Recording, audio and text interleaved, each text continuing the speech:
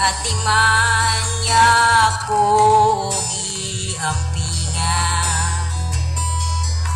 Unsa man ang ibalos ko sa Diyos, sa mga kaayuhan nga naangkon ko, dili ka bayrang sa salapit ni Bulawan. Ang kinabuhi ko, ihalad ko kanimo. Nag-anang naunta ko kahulog, apan gisap ngay mo ako, o Ginoo. Inaagi sa gugma mo nga way paglubang, sa kagulanan ko gilipay mo ako. Sa man ang ibalos ko sa Diyos, sa mga kaayuhan nga naangkon ko, dili ka bayrang sa salapit ni Bulawan. Kinabuhi ko, ihalad ko kanimo.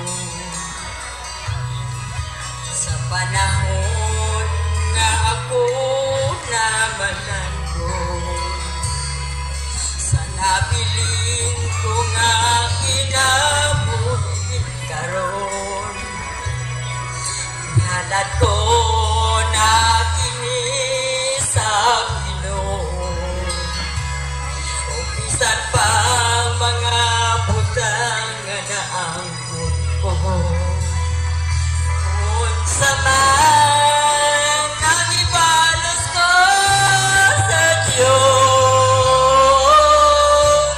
sa mga kaayuhan nga naangkon ko,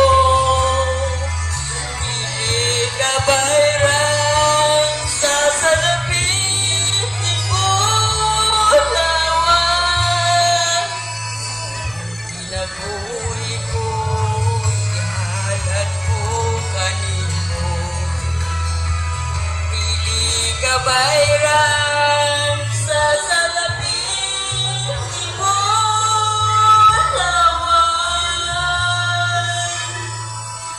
Ang kinabuhi ko, ihalad ko kanimo. Ang kinabuhi ko, ihalad ko kanimo.